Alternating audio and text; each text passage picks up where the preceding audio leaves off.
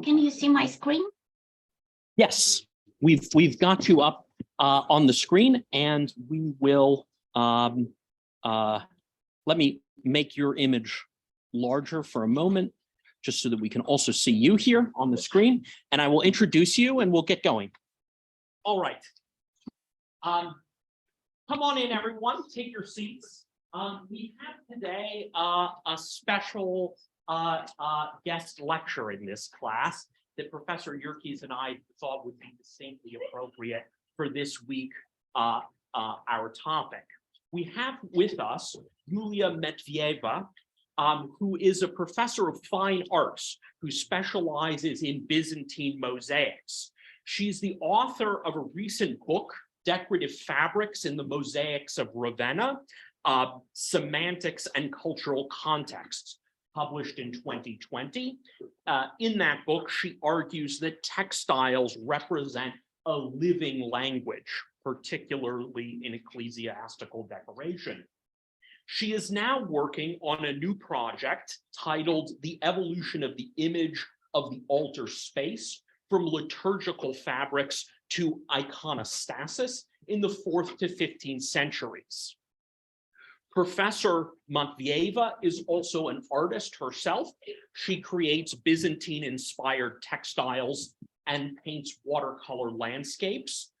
I have checked these out on Instagram. In addition to her scholarly research, she is also preparing a painting exhibition entitled Silence, Peace, and Revival, which will open in June. When Russia invaded Ukraine 1 year ago, Professor Matveyeva was teaching in the Department of Fine Arts and Design at the State Academy of Design and Art in Kyiv, Ukraine, which is Ukraine's second largest city. The two courses that she was teaching were drawing, painting, and sculpture for architects, and the history of ornament in the decorative arts, in which her students examined historical ornamental patterns and created their own designs. This last subject is highly relevant to our precepts this week and our lectures and readings for next week. When the invasion of Ukraine began, Professor Matveyeva was forced to flee Kyiv with her children, making her way through Romania, Greece, and ultimately to Germany, where she is speaking to us from now. With funding from a Council of Humanities flash grant, the Index of Medieval Art here at Princeton hired her to digitize the records of St Sophia, a UNESCO World Heritage Site in Kyiv, for its online database. As we will hear in this lecture, St. Sophia is one of the truly remarkable churches of the world. I had the pleasure of visiting in 2017, and we hope with the safe conclusion of hostilities in Ukraine that we may all one day have the opportunity to see it again. Given her deep expertise in mosaics, Professor Matveyeva, and her extensive knowledge, particularly of Byzantine art, her skills in both Ukrainian and Russian languages, she was the ideal scholar to undertake this work, which will be the subject of her lecture today. And I think we're very lucky to have her with us here. So let's give her a round of applause as introduction, so she all knows we're here. The floor is yours. Take it away. Okay, thank you. I start my presentation. So, first of all, hello. I'm glad to meet you and invite to explore a unique, magnificent cathedral of St Sophia in Kyiv, Ukraine. It is justly considered to be one of the greatest and the most significant monuments in the history of art and architecture of Kyivan Rus, and one of the greatest cultural symbols of Ukraine today. The cathedral of St Sophia of Kyiv is recognized as an important monument of the world's cultural heritage, and it was the first monument on the territory of Ukraine included in the UNESCO World Heritage List. The long-lasting influence of this cathedral can be traced through many, many other architectural monuments across Rus, across ancient Rus, from Kyiv to Moscow. According to the historical annals, the foundation of St. Sophia was laid between years 1017 and 1037. The mosaic decorations of the interior date between 1040s and mid-1040s. This time period when St. Sophia was erected, first half of the 11th century, was very special in the history of Kyivan Rus. It was an era when that new Slavic Christian state was very much a part of the political life of both Europe and the Byzantine Empire. The patron of the St. Sophia Cathedral, Grand Prince Yaroslav the Wise, was a great intellectual of his time. In addition to creating cathedral, he collected the first large library of Kyivan Rus. The depository of this library was also St. Sophia. Here in St. Sophia was written the first chronicle of Rus. And Yaroslav himself wrote the first book of legal code of Kyivan Rus.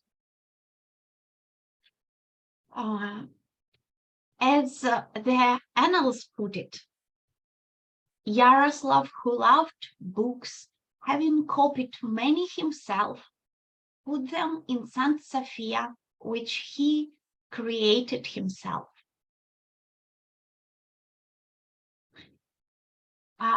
Yaroslav the Wise dedicated his main cathedral to Sophia, which means the wisdom of God. He made it the heart of the cultural and spiritual life, and his name became forever associated with Sophia. So Yaroslav the Wise and Sophia the Wisdom. He was also a very outstanding politician. He was married to Swedish princess, and all his children entered successful dynastic marriages with European monarchs. Famously, his daughter Anna of Kyiv became a queen of France upon marrying King Henry I. It's fascinating to imagine that this future queen of France, Anne of Kyiv, must have seen this cathedral being built and decorated, and then later must have visited it with her family, spending here many hours of liturgy and contemplating this beauty.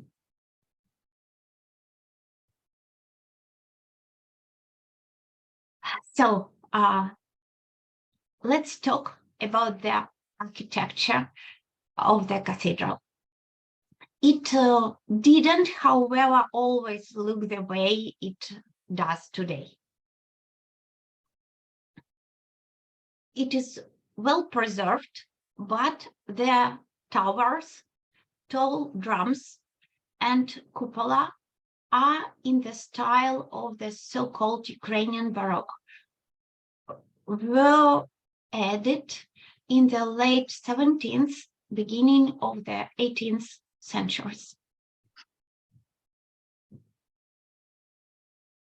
Originally, the cathedral looked like this. Built by the architects from Constantinople, the cathedral belongs without doubt to the Byzantine architectural tradition.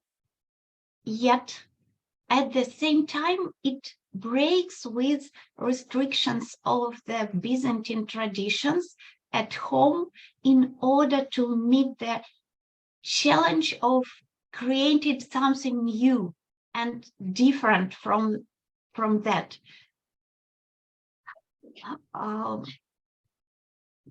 Different for absolutely new country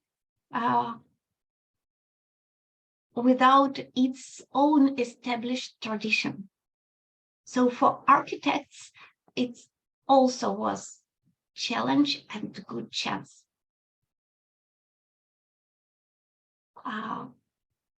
Typically, the Byzantine churches and cathedrals of that period were much smaller than much smaller, and usually they had traditional cross-domed plan with one dome, 3 naves, and 3 apses. The Byzantine masters, however, had to develop a new architectural image to reflect historical, political, and religious significance of St Sophia.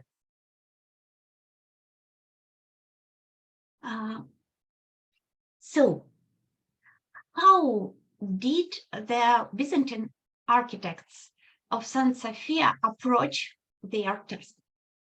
First of all, their architects increased the number of naves. Look at plan. There are 5 instead of the usual 3. They added 2 more apses and 2 additional galleries running around the main space. The result was a vast interior space.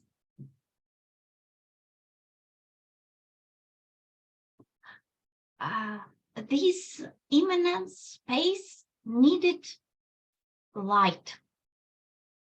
So the architects had new task, and they added a number of light drums, and they were very generous. They added 12 of them, 12, so many. And the whole cathedral became permeated with light. The number of drums was also symbolically important. The composition of the dome, as the composition of the domes, as you see from outside, represents Christ surrounded by the 12 apostles. Let's see them on the plan. What are they? How are they placed? The main central dome symbolizes Christ. He is the light of the world. And this drum is the main light source of all the cathedral. Around him, there are 12 small domes, 12 apostles. Of these 12, 4 domes stand closer to the central one. These 4 domes are slightly taller than the others. They symbolize the 4 evangelists. The other 8 smaller and lower domes represent the rest of the apostles. And the whole cathedral has a pyramidal structure, and we can see how the domes gradually rise, becoming bigger and taller towards the center. Besides planning and building the main body of cathedral itself, the architects had an additional task that was not at all. They had to create a special place within the cathedral for the prince's family, his court, and courtly ceremonies. After all, the cathedral was not only a place of worship, it served as an important public place where the prince performed his civic duties.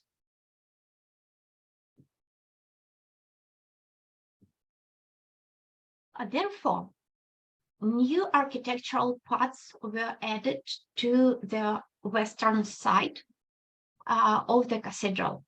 These were luxurious, spacious, flooded with light, palace-type balconies, called choirs. In this photo, we are on them in the middle, in the central part of the central choir. Look at the plan. They are marked with yellow. These are the spacious long balconies, full of light. You can see the light drums just above them. And the spacious long balconies. We don't know where exactly were the library in cathedral, but there is hypothesis that it was in one part of choirs. To access the choir, one had to go up the stairs inside one of the 2 towers built on the 2 western corners. Low galleries connected the towers on the low level, but one could also walk on their roofs on the upper level along 3 sides of the cathedral. Here you can see this. In Old Slavic language, this part of a building was called gulbiще, meaning a place for walking or a place for going for a walk. So there is, you see, there is enough space here. And when we go up to the 2nd floor inside, no less stunning view of the whole of St Sophia opens up from there. The choirs, galleries, and towers were just like the domes, functional, but they also became part of the more general architectural concept, adding drama to the architecture of the cathedral. How was it? Let's look at the details of this entrance. Entrance from here. And let's take a look at the path by which one enters the cathedral. First, you find yourself, as is usual in Byzantine churches, in a low, relatively narrow room, narthex, here. Next, heading east, you go through the door and step into a low space of gallery. First gallery. There are no windows here, and it's pretty dark. Intuitively, you move forward towards the light through yet another low and dusky gallery space. So narthex, first gallery, second gallery, quite long way. And then suddenly you step into the soaring high space under the dome, from the darkness into the light. And this is not just a bright common light of the outside world. It's the transformed light. It's filled with gold descending from the dome with the image of Christ, the Pentecrate, and reflected in the colorful, precious, shining golden mosaics covering the walls. In other words, it's the light of God that is revealed to us after the darkness and uncertainty of our passage. And this is another world. Above, there are Pantocrator and archangels, the heavenly world. Below them, there are evangelists, from whom people received the word of God. And below, on 4 arches and 4 main pillars of the church, there are 40 Sebastian martyrs. Look here, here, here, and here. This is also important and symbolic because they are the pillars on which the Christian church stands.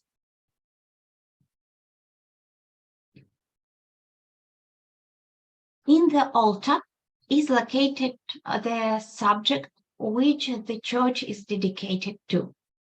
And we will talk about this in more detail. As soon as we enter, we have a view of the altar and mosaics with Our Lady Aranta.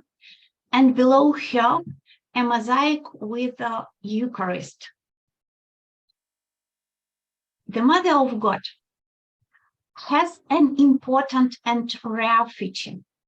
The mosaicists used the concave surface of the apse having placed their image in such a way that the Virgin Mary blesses you with her raised hands at any point of temple, wherever you are.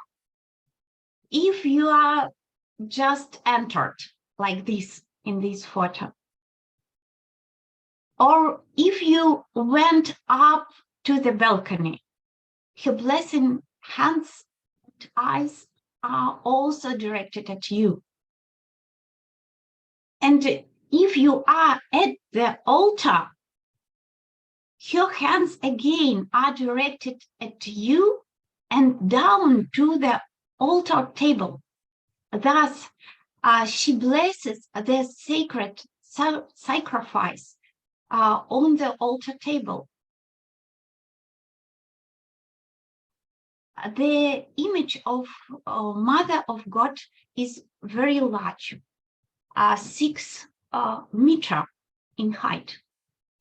It seems that in this massiveness, she is devoid of any grace and refined feminine features. Yes, and this is true. And it was done on purpose. Look closely at her cloth. She has 2 unusual details that are not immediately evident. She has priestly cross-inscribed cuffs. They are the attributes of a priest. Behind her belt, there is a white kerchief with an embroidered cross. This was also an ancient attribute of priests' dignity. When priests accepted the communion bread, they took it in hands covered with a clean white cloth. So with time, this kerchief became a sign of reverence for the communion bread, the body of Christ.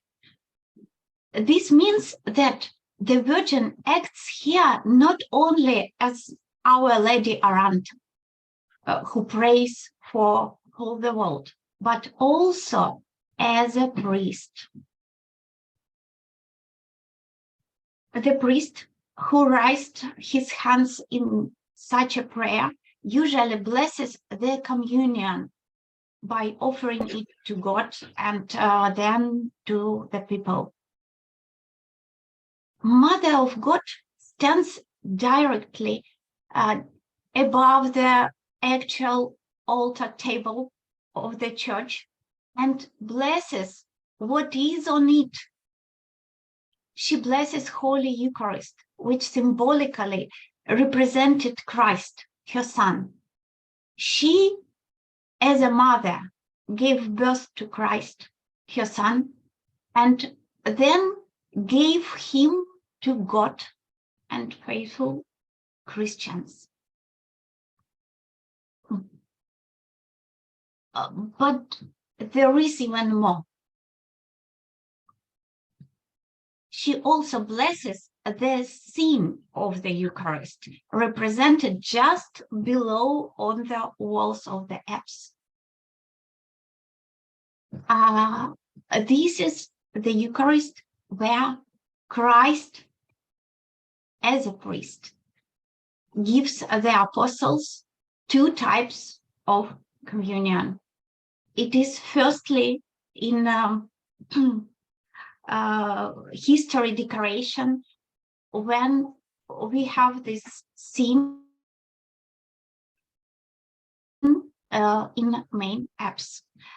And firstly, when we can see this scene in apse with 2 types of communion. On the left side, he gives bread. On the right side, he gives wine. look at closely. On the left side, he gives bread, and we can see that. And on the right side, he gives wine. Under the Eucharist, there are images of the Church Holy Fathers. They are bishops who are symbolically taking part in the liturgical drama. And with them, there are, as it should be in the liturgy, two assistants, two deacons. They are Lawrence and Stephanas, famous as martyrs and saints. Thus, the holy bishops and deacons serve the liturgy together with Christ and the Mother of God, giving communion to people. This example, and it can give you an idea that the entire cathedral is deeply thought out, from architecture to mosaics, from frescoes to ornament. This is only a small part because it is impossible to fit all subjects into 45 minutes talk. But believe there are plenty more extremely interesting things and meanings to discover there. In the end, I had to say a few words about the style of the mosaics. If we compare them with other mosaics of Byzantine masters, for example, with St Sophia of Constantinople, as here, we can see that from the artistic point of view, Kyiv mosaics may seem simple and even, it's difficult to say, but maybe primitive. Even if we compare them to the non-Constantinople mosaics, such as, for example, mosaics from Osios Lucas in Phokis, which are contemporary to Kyiv mosaics, we can still see this simplicity. Sometimes we even have a doubt that their masters were really from the capital of empire. Why do we have this feeling? Why is this happening? Is it true that Kyiv mosaics are simpler than the others? It so happened that the Byzantine art of that time was going through a very ascetic stage.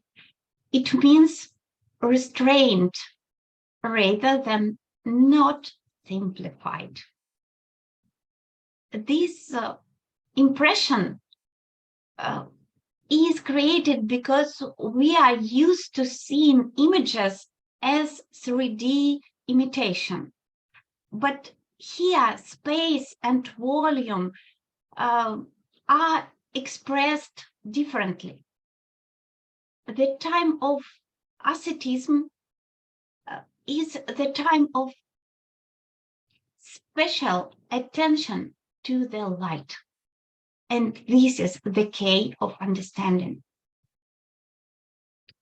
At that time, artists love light so much and put it in the most important place that the shadow parts are gradually reduced.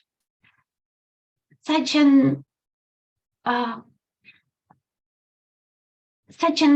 image loses depth. The artists here deliberately neglect the shadow and choose the light. they do not pay attention to shadows.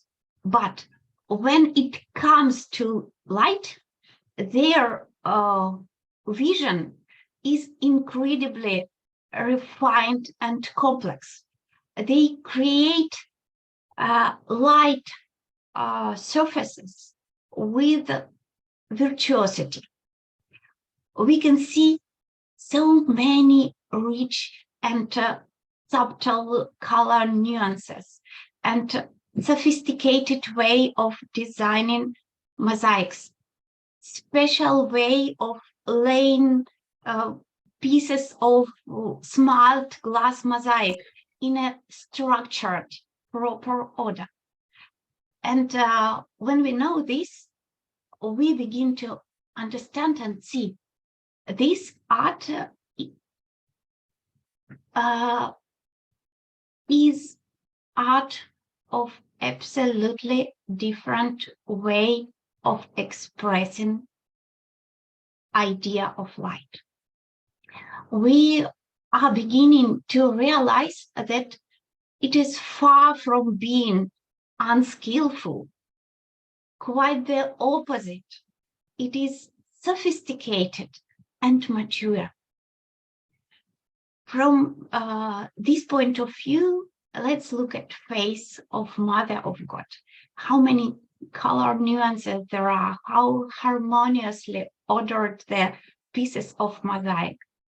Her face is pure, thoroughly light.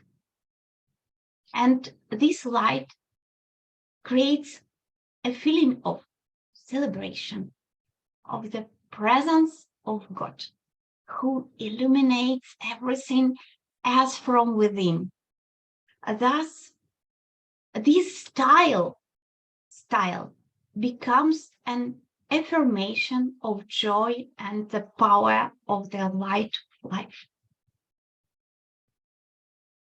Thus, architecture, iconography program, and style work together to reinforce each other. Like music, they create the mood of the main cathedral. This is a mood of joy, light, celebration, inspiration, encouragement, and affirmation of life. The general mood is considered with the meaning of the mosaics of the central apse. Life and the affirmation of faith through the protection of the Mother of God and union with God Christ in Eucharist.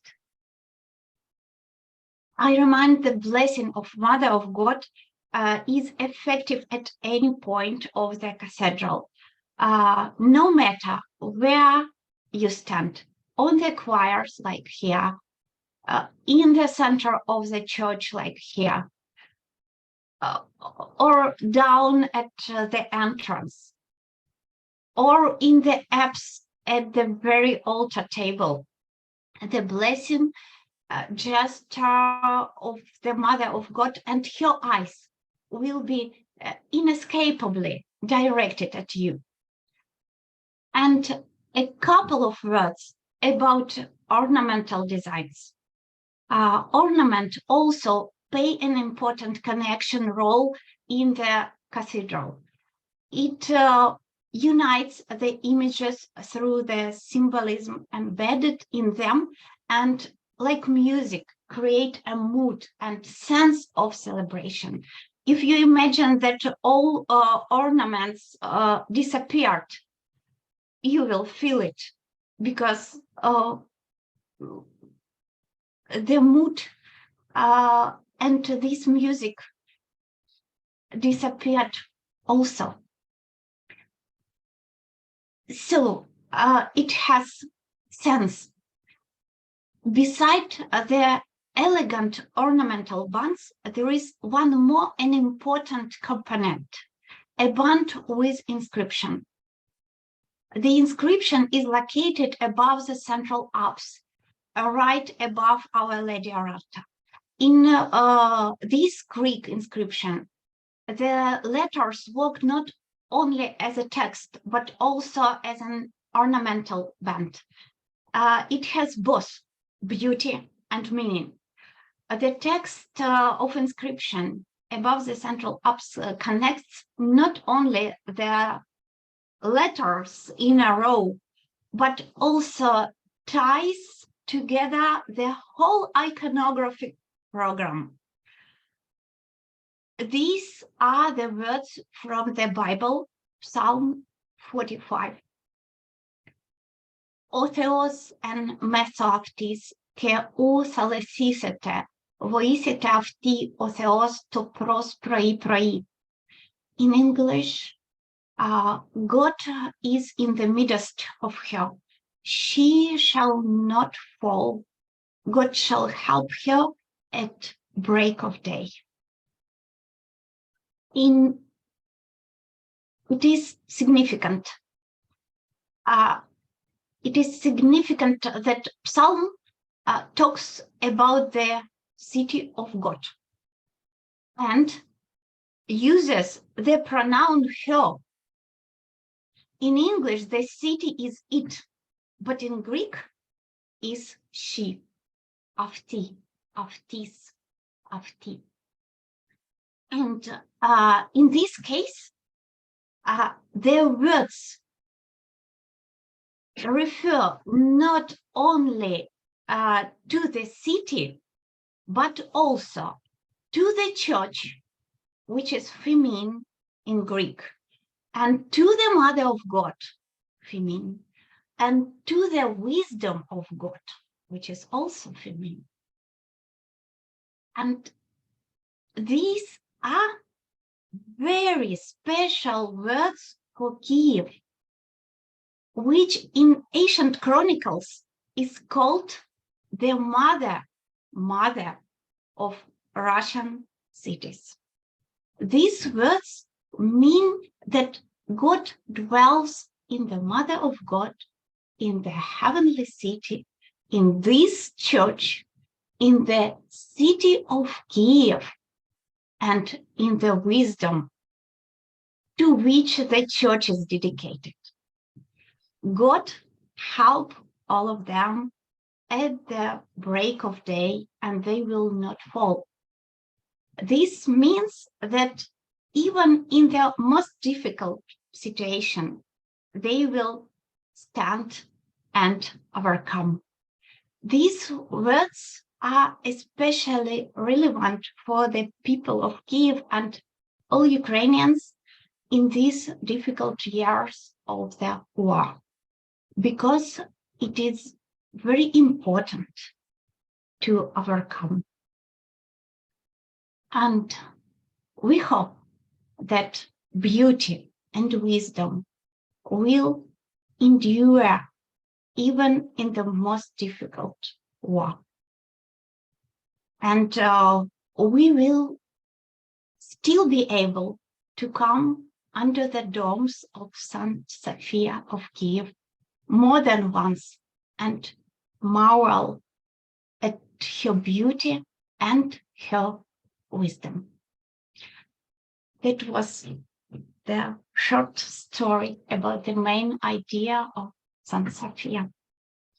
Thank you very much for your attention.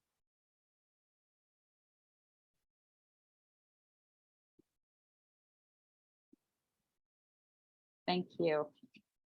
Thank you so much, Julia. I don't know if you can. Yeah. Thank you. That was wonderful. Thank you.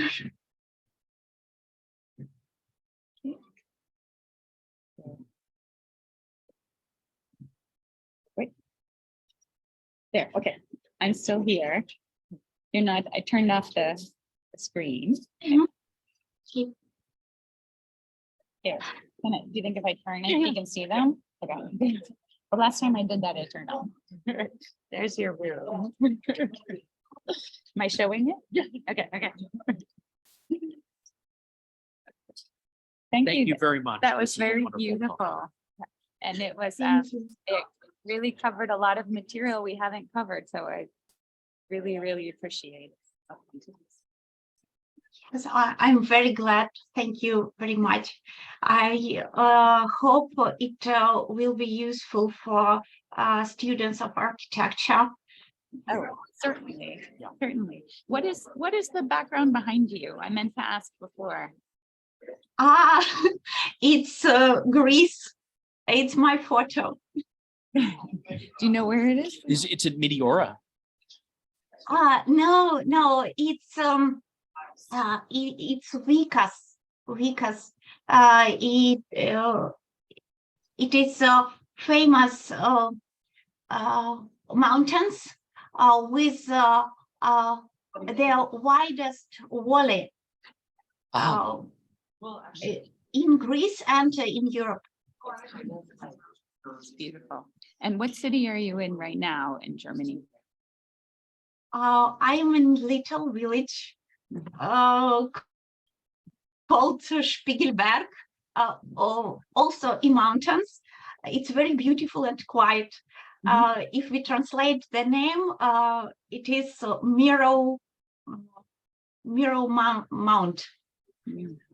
What's the biggest city that's near it's near? It's Stuttgart, Stuttgart. Okay. 40 kilometers from here. Oh, okay. So I know the area. I've been to Stuttgart, but I haven't been to the village. But Yeah. Well, thank you so much, Julia. It was very, very special for us, and we very much appreciate your time. yes, we really appreciate it. Thank you. This was a wonderful talk. Thank you. Thank you. Yes. Thank you. Please send me a record then when I you will. can. I course. will, and we're going to. I can't wait to see your Instagram with your paintings and your embroideries and the tapestries. I'm really looking forward to that. Okay. Thank you. Bye bye. Thank you very much. See you.